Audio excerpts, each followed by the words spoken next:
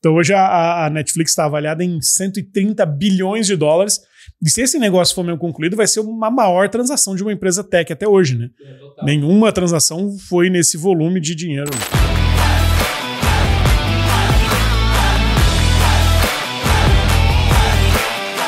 Fala pessoal, sejam muito bem-vindos a mais uma edição do podcast Organizações Infinitas. E hoje eu estou aqui acompanhado do Piero Franceschi. E aí? E a gente vai junto começar a navegar, descobrir o que vai acontecer por esse ano de 2023. Sempre lembrando que este podcast nasceu do nosso livro Organizações Infinitas, que também é um workshop que vai acontecer agora no início de fevereiro. Então se inscreva para a primeira turma do ano do workshop Organizações Infinitas, para que você passe um dia comigo, Piero, Cruel, aqui na sede da Startse para aprender um pouco sobre o que leva as empresas a encontrarem a sua perpetuidade, a se manterem relevantes no tempo. Tudo isso com base no que a gente escreveu aqui neste livro. Então, tá feito o convite, o link tá aqui na descrição. E a gente vai entrar agora nesse 2023 com um monte de assuntos, tendências. E a primeira coisa que começou, que vai afetar 2023, saiu no finzinho de 22, que é a história cada vez mais forte que a Netflix pode ser comprada pela Microsoft. A gente já falou disso aqui em algum momento, falando sobre essas estratégias, mas agora parece que o movimento vem mais forte. O que você acha dessa estratégia da Microsoft, Piero? A gente tinha visto, acho que foi alguns meses atrás, né? A Netflix tinha feito a sua parceria com a Microsoft para o teste deles de venda de anúncio, também a questão do cloud, né? Onde estavam os dados e tal. E a gente tinha cantado essa bola, né? Esse tipo de parceria estratégica é muito parecido com a estratégia da Microsoft, né? Que primeiro ela faz parcerias com empresas, depois ela vai lá e faz aquisições. Então, acho que é um movimento que deve ser uma grande tendência agora, porque essas empresas, essas plataformas de streaming, todas elas sozinhas, Spotify, Netflix, estão buscando sua rentabilidade, diferente de um cenário de anos atrás, e talvez elas sozinhas nunca consigam fazer isso de forma plena e vão ter que estar plugadas num barco muito maior, né? E com certeza a Microsoft seria um barco incrível para isso, né? E quando a gente olha a Microsoft como um ecossistema, ela vai se abrindo cada vez mais, né? Era uma empresa focada em produtividade, Windows, Office, enfim. Depois ela começa a virar uma empresa de nuvem, começa a virar uma empresa de medicina, começa a virar uma empresa que tem uma rede social, LinkedIn. Né? Vale lembrar que a Microsoft comprou o LinkedIn, sei lá, foi em 2016... por 26 bilhões de dólares. A Microsoft que estava fora do jogo, né, de redes sociais. E aí ela entrou com uma rede social que talvez seja mais pujante hoje, tirando o TikTok, tem um perfil diferente, claro. Mas a Microsoft comprou o LinkedIn com 400 milhões e hoje tem mais de 800 milhões de usuários de uma rede muito qualificada. Sem risco de acabar, né? A gente não vê o LinkedIn acabando. Né? Ainda não está fazendo ainda está na curva exponencial. E ela entra nesse mundo de entretenimento, vamos chamar assim, com a Netflix, no momento onde os seus concorrentes já têm, né? Quando a gente olha para o Google tem o YouTube, o Google tem já uma plataforma ali de entretenimento. Olha para a Amazon tem a Twitch, tem o Amazon Prime, então tem ali também a sua plataforma. A gente olha para a Apple tem Apple TV, Apple Videos, Apple Music, também tem a sua... E a Microsoft ainda não tinha a sua plataforma de entretenimento, começou a montar de games, mas a Netflix pode ser um grande salto nessa direção, né? É que se a gente olhar, né, a Netflix sozinha, ela já testou e está testando várias coisas que estão ligadas a mais tempo de uso, né? Então ela já estava testando algumas coisas de games e coisas nesse sentido. Microsoft também já fez grandes aquisições em games e tudo mais. Ano passado uma gigantesca, a maior aquisição da história dela. Então se olhar que a intersecção aí é um pouco deste novo mundo de games, entretenimento, e acho que as duas somadas seriam potencialmente seria uma força muito grande nessa questão de onde a gente vai passar o nosso tempo, né? E você vê que isso não está ligado a uma conversa inicialmente de metaverso e outras coisas, mas é uma ideia de que existe um lugar, existe um espaço para uma plataforma de entretenimento onde as pessoas vão ficar lá o tempo todo e talvez se conectem de forma múltipla, né? Onde eu consumo o meu conhecimento, onde eu trabalho, onde a minha carreira está lá no LinkedIn. Então, se olhar para frente ainda, você fala assim, puxa, talvez... Isso é uma ideia que está se formando num lugar da Microsoft onde você tem tudo, né? Um pouco de entretenimento, um pouco de carreira, um pouco de workspace, as ferramentas. Então, você pensar tudo junto ali na frente pode ser que seja um ambiente, talvez esse metaverso que independente da óculos, não é meio que onde tudo se junta, né? E quando você falava, eu tava olhando aqui, né? A Netflix, ela teve seu pico de valorização lá em 2021, depois ela cai, e lá no começo de 22 foi onde ela teve o seu pior momento de valorização. Mas depois desse anúncio da plataforma de publicidade, depois do anúncio da parceria com a Microsoft, depois do anúncio da migração dos seus dados para as nuvens da Microsoft, ela começou a se recuperar. Então, do pior momento para cá, ela já dobrou de valor de novo. Então, hoje a Netflix está avaliada em 130 bilhões de dólares. E se esse negócio for mesmo concluído, vai ser uma maior transação de uma empresa tech até hoje, né? Total. Nenhuma transação foi nesse volume de dinheiro. Mas eu acho que a gente vai ver, e a gente tá vendo isso acontecer, como a gente já falou, né? Eu acho que a gente vai entrar num novo ciclo agora, porque esses negócios exponenciais todos chegaram num limite muito grande, com grande impacto, mas também viram o seu próprio limite. Falou assim, cara, tem um limite que daqui pra frente talvez eu não saiba fazer sozinho, ou não tem ninguém pra financiar. E vão começar a se juntar e vão criar os novos grandes grupos, né? Assim, os grandes grupos que saem daí. A Microsoft é muito hábil nos últimos 40 anos em ter sempre se adaptado e achado os movimentos certos. Acho que teve um momento ruim ali, mas de forma geral sempre soube se adaptar e criar os novos movimentos, e acho que esse movimento vai ser um movimento, uma tendência grande. Na sequência, você tem o Spotify como um grande candidato a quem vai comprar, né? E quem vai juntar, porque também é uma dessas grandes plataformas de entretenimento que nasceram desplugadas, né? Então, Netflix e Spotify são uma exceção na história das Big Techs, né?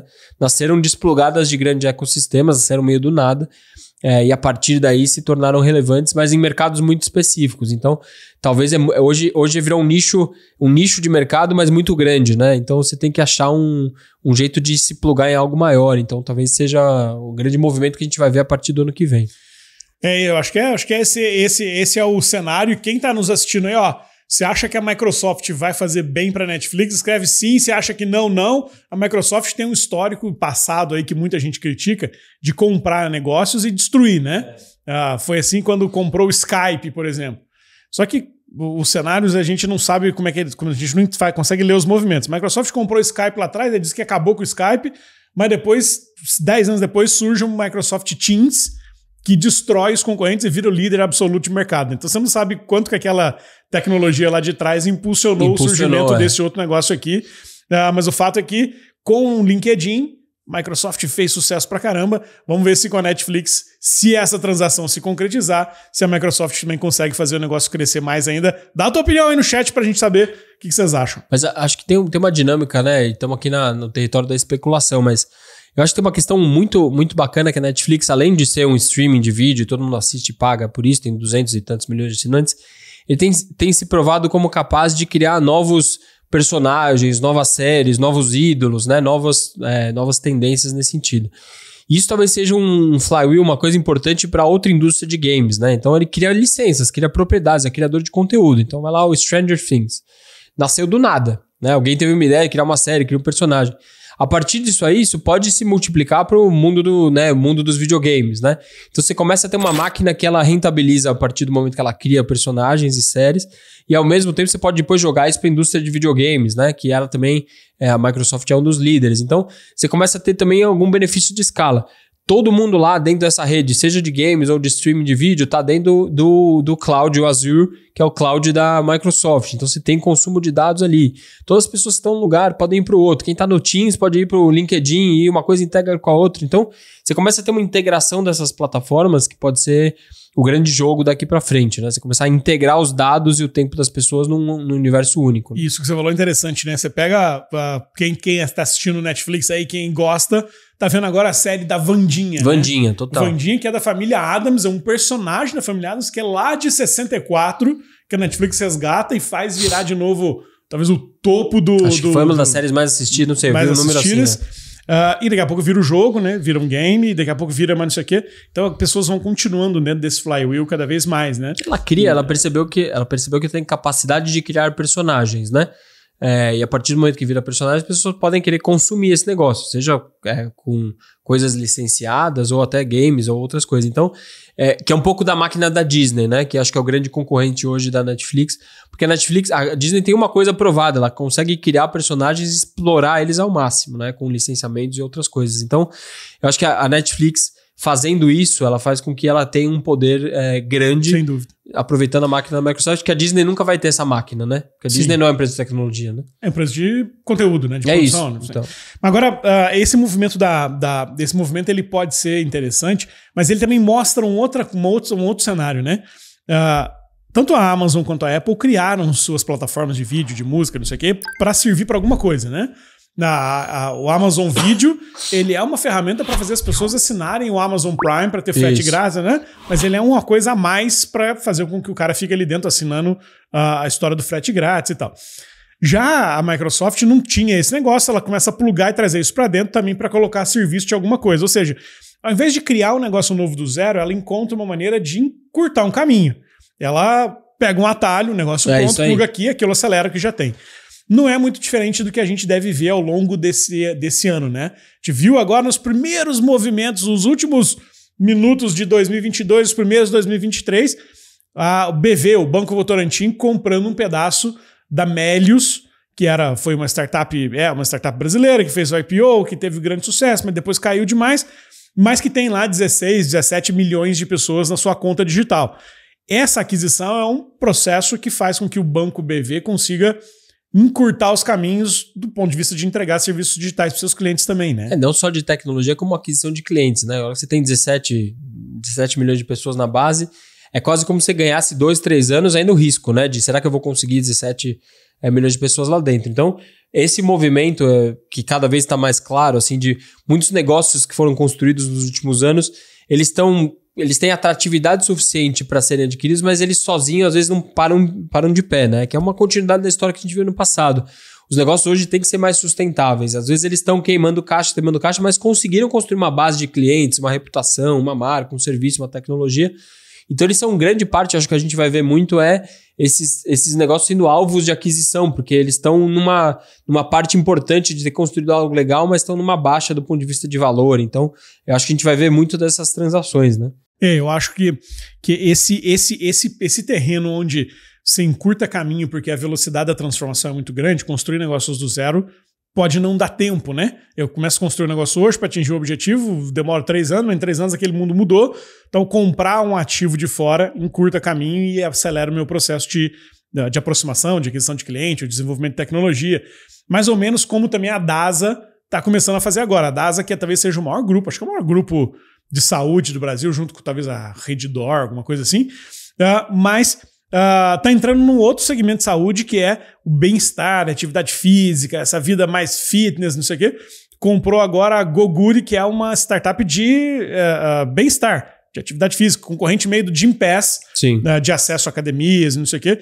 Também para encontrar uma maneira de trazer uma plataforma tecnológica para dentro de casa, trazer já uma base de 30 mil clientes assinantes do negócio, que já acelera o processo de aprendizado, transferência de tecnologia e tudo mais, para um negócio, para uma empresa que é tradicional, hospital, laboratório, que começa a abrir uma outra vertente. Ou seja, no lugar onde eu faço exame, no lugar onde eu faço uma cirurgia, eu também me preparo para não ter que fazer outro exame, para não ter que fazer outra cirurgia. Então eu começo a olhar um pouco da prevenção, saúde, né? Olhando o ecossistema todo.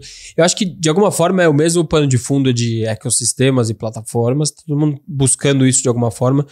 Todo mundo aprendeu muito nos últimos 2, 3 anos, teve muita frustração, os valuations também esticaram muito, ficou caro, teve transações que aconteceram de forma que não foi tão boa para quem vendeu, para quem comprou, mas continua sendo uma grande tônica, né? Quanto mais eu centralizar os dados do cliente, a relação com ele, mais eu maximizar o valor disso ao longo do tempo, estrategicamente é um movimento que todo mundo deveria perseguir. Todo mundo deveria perseguir o movimento de ter o cliente mais próximo e poder rentabilizar a relação com esse cliente ao longo do tempo. Isso geralmente acontece entendendo as jornadas, né? Então, onde o meu cliente entra, o que ele está preocupado, como ele resolve o seu problema, o que ele faz depois, quais as decisões que ele toma, além disso, quais outras decisões acessórias que ele tem. Então, essa questão da jornada dos clientes, ela continua sendo uma tônica importante para 23 e com certeza para construir essa jornada, esses encurtamentos de caminho são importantes, porque construir várias jornadas independentes é mais difícil do que construir uma única, né? E depois ir plugando as pecinhas do Lego. Então, acho que é isso que está acontecendo de forma acelerada, voltou, né, a acontecer agora. E o que está por trás da construção desses ecossistemas é uma estratégia de travar um CAC, ou seja, eu adquiro o cliente uma vez só, e depois eu vendo um monte de coisa para esse cliente, né? É isso. Você rentabiliza mais o cliente dentro do ecossistema, porque eu trago ele para dentro do meu parquinho. E aqui no parquinho tem um monte de coisas para oferecer para esse cliente. Então, além disso, é uma estratégia interessante, por mais que uma empresa pague 100 milhões, 50 milhões, 20 milhões para adquirir um negócio lá fora, ele traz, mas o ganho ele tende a ser exponencial, claro. Porque eu já tenho cliente aqui, eu já gastei para adquirir esse cliente, tudo mais o que eu vendo para esse cara é um esticamento ou um ganho, um alongamento, né, do LTV, um ganho quase que de última linha, né? Vamos exagerar assim. E os custos de aquisição estão ficando cada vez mais caros, porque tem uma disputa grande pela atenção do cliente, os investimentos estão cada vez menos efetivos por causa de vários fatores que estão ligados ao marketing digital. Mas acho que a pergunta para quem está tocando o negócio é sempre assim: quem hoje tem o meu cliente na sua base, né, que eu poderia me associar, então tem um certo tipo de cliente. Quem também tem esse cliente perto da base, que eu poderia me associar, fazer parceria, comprar, ou seja, quem tem proximidade com esse cliente que eu quero. E o segundo ponto é que mais valor eu extraio desse cliente ao longo do tempo, que outras coisas eu poderia estar vendendo, oferecendo como serviço, produto. E essa são duas grandes perguntas estratégicas, né, para qualquer negócio hoje. É como eu adquiro o cliente no menor custo possível, tendendo a zero. Será que alguém já tem acesso a esse cliente que eu posso me aproveitar?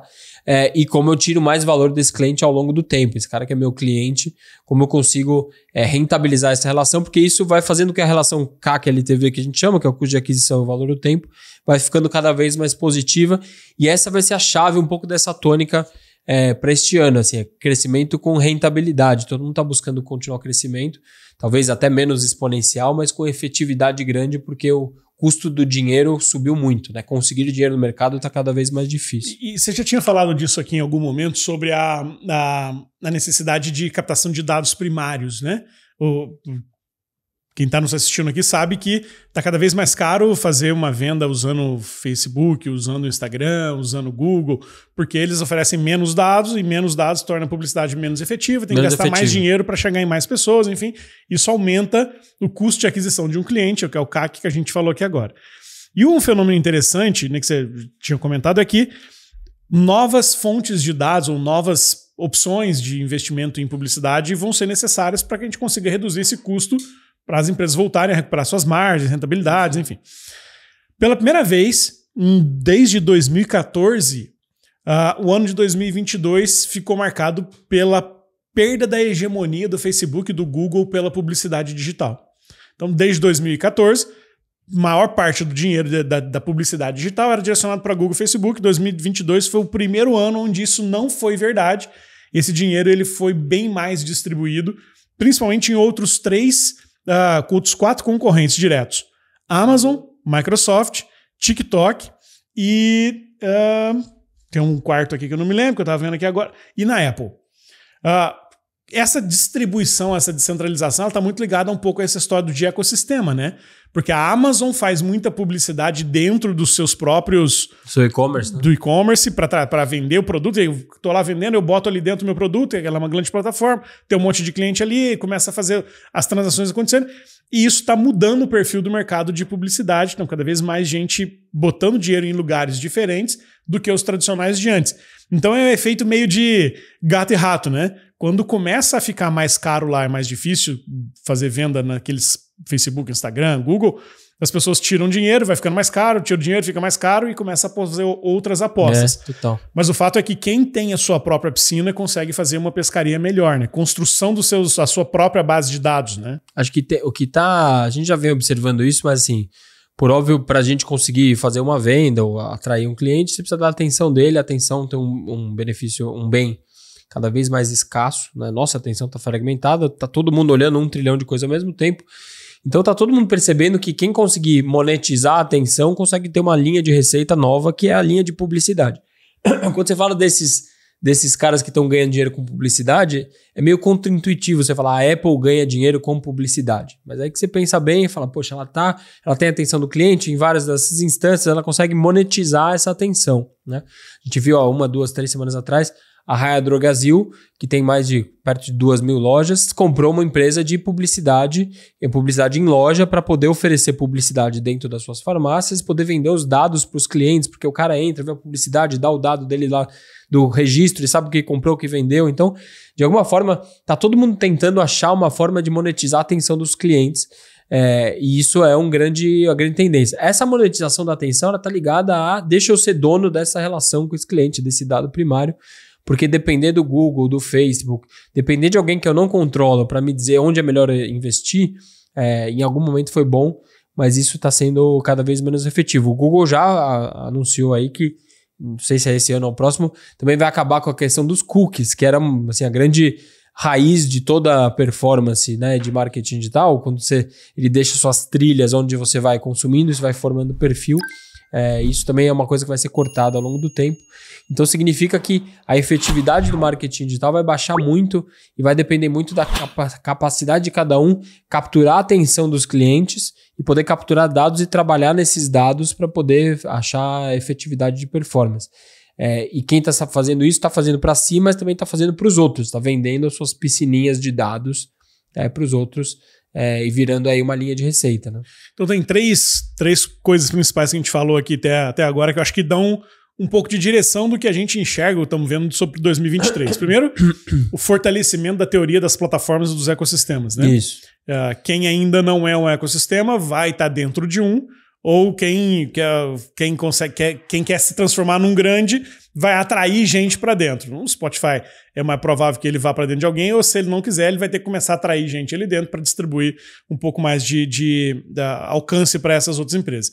Segundo, que os dados eles vão ser cada vez mais essenciais, que a gente já sabe disso e fala disso há 15 anos, mas os dados primários onde você consegue capturar seus próprios dados para fazer com que, para que você não dependa dos dados de terceiros, porque estão sendo cada vez mais difíceis de ser acessados, né? Ou cobrados, né? Ou cobrados. E talvez o terceiro ponto cada vez mais as pessoas vão disputar a atenção dos clientes. Então, como é que dentro de uma estratégia de ecossistema onde você tem dados primários, você consegue fazer com que essas pessoas continuem prestando atenção em você separado do barulhão que existe lá fora? Então, a Microsoft tenta fazer isso com Netflix, a Apple já tentou fazer isso lá atrás, o Google tentando fazer isso com Shorts agora no YouTube, mas que também não está funcionando, que não vai dar certo. Então, todo mundo brigando pela atenção. Então, esse ano pode ser que a gente pode resumir que vão ser o ano da plataforma, dados primários. E da atenção? Acho que sim. Se fizer um cálculo assim de quanto, digo por mim, quanto tempo eu investi na última semana no Netflix? Eu devo ter ficado umas 10, 12 horas lá assistindo um monte de coisa. Essa atenção tem muito valor, né? Porque é poder ser vendido publicidade, é dado que eu tô vendo, é hábito de consumo, onde eu tô, quem que tá assistindo. Então, de alguma forma, para a Microsoft e para quem tá lá ou tá próximo disso, cara, ter essa informação é extremamente importante, né? E é tempo de atenção do cliente extremamente engajado, que tem recorrência, que tem volta. Então, acho que esses dados primários estão ligados à capacidade de você capturar a atenção, e a Netflix, querendo ou não, é uma grande máquina de atenção nos últimos 10 anos, talvez seja maior junto com as redes sociais, né? Então, assim, acho que é o equivalente de atenção de uma rede social.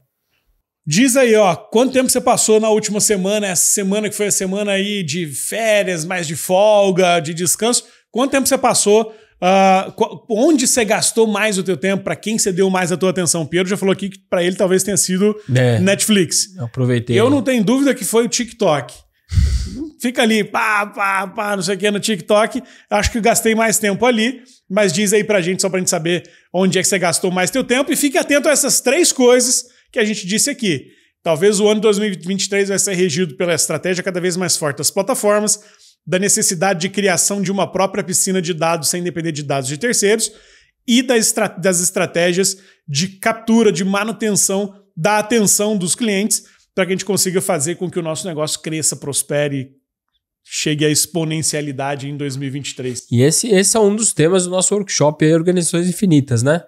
Acho que esses são os temas que a gente fala bastante, um dos 20 códigos aí das Organizações Infinitas, que são um pouco dos códigos que cada um que está gerenciando um negócio, liderando, deveria ficar atento. São 20 elementos importantes aí de que aproximam o nosso negócio de uma perpetuidade, de uma reinvenção constante. Então, a atenção do mercado, as plataformas entrelaçadas, né, a questão do uso de dados, tudo isso está ligado à nossa grande teoria aqui das Organizações Infinitas, que a gente descobre e fala sobre isso no nosso workshop, né? Tá aqui, código MN1.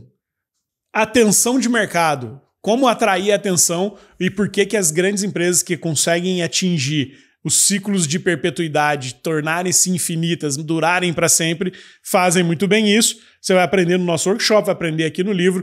Não se esqueça de clicar no link aqui de baixo para fazer parte da primeira turma. Workshop Organizações Infinitas aqui na sede da Startse, comigo, o Piero e o Cruel, para falar desses temas. Todos esses temas, plataforma, captura de dados, estão todos aqui no livro e no workshop.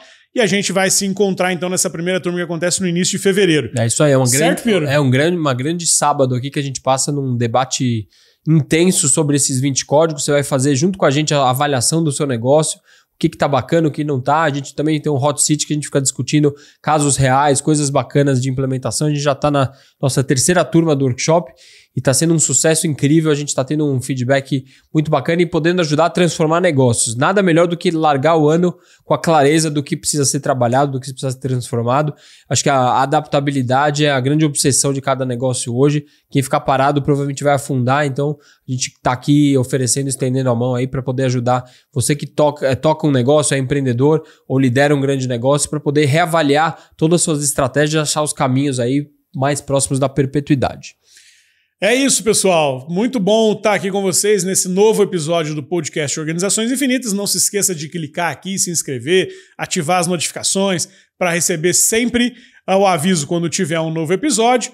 E a gente se vê na próxima quarta-feira às 17 horas, sempre com um novo episódio de Organizações Infinitas no ar. Certo? Certo, é isso aí. Valeu! Valeu!